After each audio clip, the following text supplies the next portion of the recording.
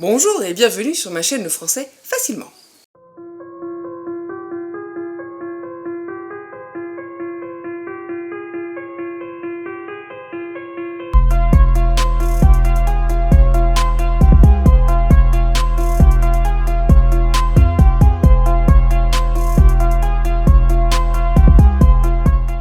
Aujourd'hui, encore une petite vidéo sur les erreurs. J'en ai encore trouvé. À l'attention ou à l'intention? Alors, à l'attention de, c'est pour un destinataire, que ce soit une lettre, un colis ou autre. Donc, c'est soumettre quelque chose à son attention. À l'intention de, donc sous-entendu quelqu'un, donc là, ça veut dire que c'est pour lui, pour que ça lui soit agréable ou bénéfique. Exemple, cette chanson est écrite à l'intention d'un ami, donc dans l'intention de lui faire plaisir. À Leclerc ou chez Leclerc? Chez, c'est utilisé pour une personne, ou un être animé, ou encore personnifié. Exemple, il habite chez ses parents.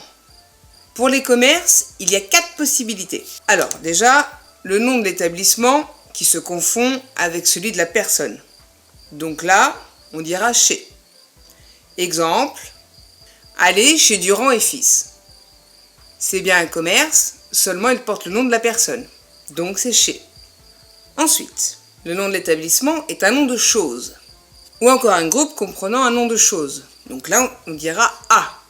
Exemple, aller au bon marché. Ou encore, quand on traite un nom de chose, même si avant c'était le nom d'une personne, autrefois. Là, on dira à, puisque maintenant c'est une chose. Exemple, aller à la Samaritaine. Enfin, quand on traite comme une personne un nom de chose ou un acronyme, on dira chez. Exemple, aller chez Fiat. Donc là, c'est la personne Fiat qui est sous-entendue. Donc on dira chez. Du coup, pour Leclerc, on peut dire les deux, puisque c'est monsieur Édouard Leclerc qui a fondé le magasin. Enfin, la chaîne, du coup, maintenant.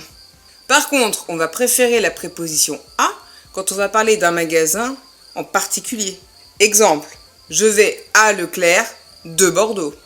Donc là, c'est bien le magasin précisément de Bordeaux dont on parle, et pas de l'enseigne sous-entendue de la personne. Donc on revient bien à une chose, donc à. Sera privilégié. À nouveau ou de nouveau? Eh bien c'est simple. À nouveau, ça veut dire à ta façon. Donc tu le feras différemment. De nouveau, c'est le de, comme si vous pouviez dire de le chiffre. Donc une répétition, on le refait encore. Donc qui dit on le refait encore, ça sous-entend de la même façon. Exemple, ce gâteau est raté, je vais le faire à nouveau. À nouveau, donc à ma façon, il sera peut-être bon. Ce gâteau est raté, je vais le refaire de nouveau. De nouveau, donc 2 fois le même, donc il sera encore raté. Français et français. La majuscule est réservée au nom. Donc c'est pour une personne, donc c'est la personne qui habite en France. Enfin, ça marche pour tous les pays, bien sûr, hein. Mais bon, c'est un exemple. Donc, s'il n'y a pas de majuscule, c'est qu'on parle soit d'un adjectif, soit de la langue. Exemple, le français est râleur. À l'inverse, je veux apprendre le français. À petit feu ou à petit feu? À petit feu au singulier, c'est pour exprimer la lenteur, la durée de l'action. Petit feu, petit à petit, donc c'est lent. Exemple, je fais rôtir la viande à petit feu. Par contre, feu au pluriel ne s'utilise que quand il y a plusieurs feux. Exemple, les feux de position. Ou encore, il est entre 2 feux. À travers, au travers ou en travers. À travers. Donc là, c'est en traversant quelque chose entièrement. Exemple, passer à travers champs pour rejoindre la route. Au travers de. Donc là, ça peut s'utiliser aussi quand on traverse entièrement quelque chose. Par exemple, je suis passé au travers d'un nuage de fumée, et j'en suis ressorti. Mais aussi pour parler d'un intermédiaire. Exemple, nous avons découvert la poésie au travers des poèmes de Verlaine. Donc c'est bien par l'intermédiaire de ces poèmes. Et en travers, eh bien là, ce sera dans la transversale, pour faire un obstacle. Exemple, je ne pouvais pas passer, il y avait un arbre en travers de la route. Au fin fond du pays, ou alors au fin fond du pays. Eh bien c'est singulier, car c'est le fond du pays. Exemple, il sort du fin fond de sa province. Fond avec un S sera aussi singulier. Exemple, le fonds de commerce. Au terme de, en terme de. Au terme de, ça veut dire à la fin de. Exemple, au terme de l'année, il passe les buses. En terme de, ça veut dire en matière de. Quant à, en ce qui concerne. Ou encore dans le vocabulaire de. Exemple, en termes de médecine. Là, ça veut dire, pour ce qui concerne la médecine, ça aura telle signification. Car un mot peut avoir plusieurs significations selon le thème. Donc on va dire en termes de, pour savoir dans quel contexte on l'utilise. Avoir des chances de réussir ou risquer de réussir. Risquer a une connotation négative. Donc du coup, il sera utilisé pour tout ce qui aura une notion de danger. Quand la conséquence sera mauvaise ou fatale. Exemple, à force de parier, il risque de tout perdre. Donc c'est bien avoir des chances de réussir, puisque c'est du positif réussir. C'est ce qu'on peut souhaiter à tout le monde. Avoir l'air. Elle a l'air idiot ou elle a l'air idiote? Eh bien, quand on peut remplacer avoir l'air par prendre l'air, c'est qu'il n'y a pas d'accord avec le sujet. Exemple, elles ont l'air idiots. Vous remplacez elles prennent l'air idiot? Oui, ce n'est pas elles, c'est bien l'air qui est idiot. Dans les autres cas, ça voudrait dire sembler ou encore paraître. Donc du coup, il y aura un accord. Exemple, elle a l'air méfiante. Elle paraît méfiante, du coup. Voyez? C'est simple en fait. Autre exemple, cette maison a l'air abandonnée. Cette maison semble abandonnée. Un accord. Catéchisme. Eh bien là c'est simple, c'est une règle d'orthographe. Il n'y a pas de H. Même si ça concerne les chrétiens. Après je vous en veux pas, hein, je faisais la même. Quand je suis tombée dessus, je me suis sentie un peu bête. Mais bon, maintenant je le sais. Vous le savez aussi. Vous ne la ferez plus. Ça va mal finir ou ça va mal se finir? Eh bien le verbe finir se met très rarement à la forme pronominale. Donc ça va mal finir. Par contre, le verbe terminer, lui, se met facilement à la forme pronominale. On pourra dire ça va mal se terminer. Ce travail est bien rémunéré et non pas rémunéré. La rémunération, c'est le salaire. Souvent, l'erreur se fait parce qu'on va penser au nombre. Sauf que non, on parle du salaire, pas des nombres. Donc c'est rémunération. Celui-ci ou celui-là? Celui-ci renvoie à l'élément cité en dernier, le plus proche donc. Donc en toute logique, celui-là, c'est le plus éloigné. Exemple. J'ai envie d'acheter un short et un vélo. Je monterai celui-ci et je rangerai celui-là dans ma penderie. C'est bien pire, c'est plus pire. Ah, déjà, c'est plus pire. Même à l'oreille, déjà, ça devrait vous choquer. Hein. Enfin bon, ça se voit quand même. Pire veut dire plus mauvais que. Donc du coup, il n'y a pas besoin de mettre un plus en plus du pire. Pire que pire, c'est bien pire. C'est pareil avec mieux. Ce sera bien mieux. Ce qui reste, ce qu'il reste. Qui est le sujet du verbe construit personnellement. Qu'il, ce sera donc pour toutes les tournures impersonnelles, tout simplement. C'est de cela que je parle, et non pas c'est de cela dont je parle. Il faut dire c'est de cela que je parle, car dont contient déjà la préposition de. Donc du coup, ça ferait 2 fois la préposition de. Exemple, c'est de cela que je me rappelle. C'est compréhensible, et non pas c'est compréhensif. Et bien là, c'est pour dire qu'une chose est facile à comprendre. C'est compréhensible. C'est facile à comprendre. Compréhensif, c'est un adjectif. C'est pour une personne tolérante, indulgente. C'est compréhensible, c'est pour une chose. Compréhensif, c'est pour une personne. Si joint, si inclus, si annexé. Eh bien, ces expressions, elles sont accordées quand elles suivent directement le nom. Ou alors quand elles sont attributs du sujet. Exemple. les lettres sont ci-jointes. La lettre si annexée, il n'y a pas d'accord quand elles ont une valeur adverbiale. Soit quand elles sont en début de phrase, exemple, si annexé, la copie des justificatifs, si inclus, les photocopies du document. Mais aussi à l'intérieur d'une phrase, avec un nom sans déterminant. Exemple, la circulaire dont vous trouverez copie si inclus. Le verbe coudre.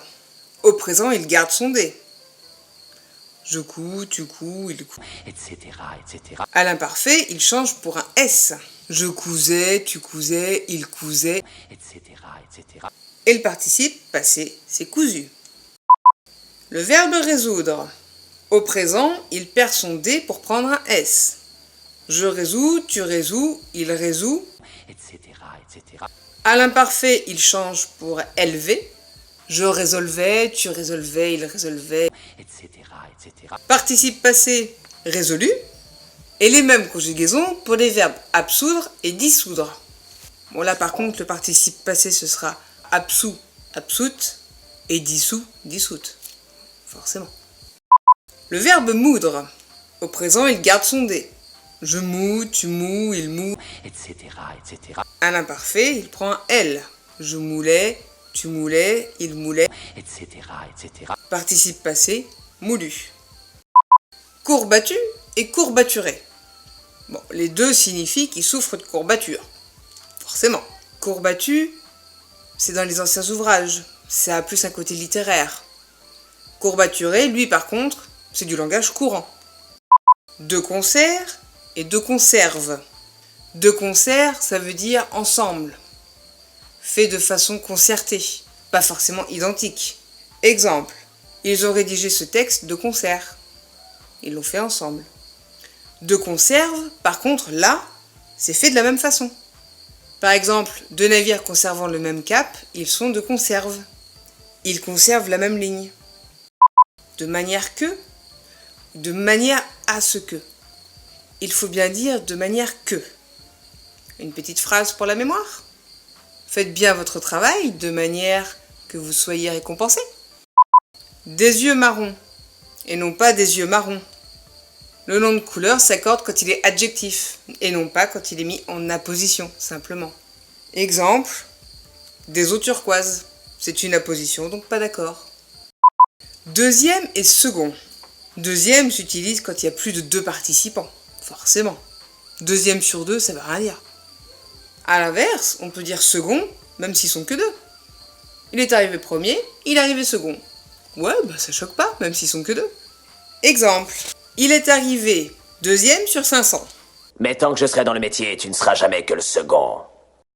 Donne-la-moi, et non pas donne-moi-la. Quand le complément d'objet est le, la ou les, il est directement relié au verbe par un trait d'union. Pour tout autre complément, c'est le complément d'attribution moi qui sera relié au verbe par un trait d'union. Exemple, donne-moi ce verre.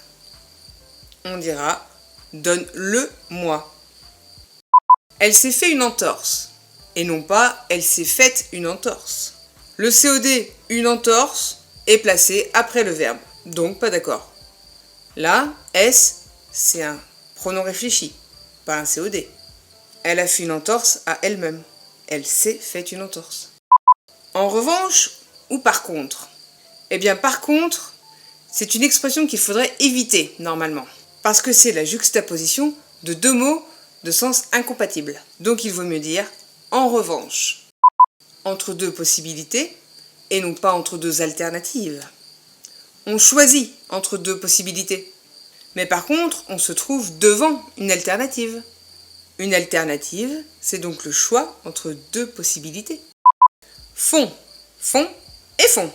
Donc le fond, c'est la partie la plus profonde, la plus essentielle. Avoir bon fond. Fond avec un S, nom masculin, singulier, bien sûr. Eh bien là, c'est un capital exploitable dans un commerce. L'ensemble des ressources personnelles. Et fond, TS, nom masculin, pluriel. Eh bien là, lui, il existe dans l'expression les fonds baptismaux. Donc là, c'est un bassin qui est sur un support qui contient l'eau pour les baptêmes. Il est obnubilé par son travail. Et non pas il est omnibulé par son travail. Ça vient du verbe obnubiler. Ce qui veut dire qu'il met des difficultés mentales. Ça vous met dans le brouillard. Donc du coup, quand vous êtes obsédé par une seule chose, ça vous met tout le reste dans le brouillard. C'est pour ça, on dit on est obnubilé par une chose. Il s'était laissé entraîner dans cette aventure. Eh bien c'est simple. Demandez-vous si le sujet fait ou subit l'action d'entraîner. Ici, ils subissent l'action d'entraîner. Donc pas d'accord. Par exemple, ils se sont laissés sans un mot. Là c'est il qui a laissé, donc du coup il y a un accord. Il s'était plu dès la première rencontre. Le verbe plaire n'a pas de COD, car on plaît toujours à quelqu'un. Donc du coup le participe passé plu est toujours invariable. Voilà, c'est la fin de cette nouvelle vidéo sur les erreurs. Je vous laisse avec une petite citation de J.F. Kennedy. Une erreur ne devient une faute que si l'on refuse de la corriger. En même temps, si vous regardez mes vidéos, c'est bien que vous voulez arrêter de faire des fautes. Ou tout au moins vous corriger, qu'il y ait une réelle volonté. Ça va, c'est un bon début déjà. Alors n'hésitez pas, likez, commentez, partagez. Et n'hésitez pas à activer la petite cloche pour les notifications. Bonne journée, à la prochaine!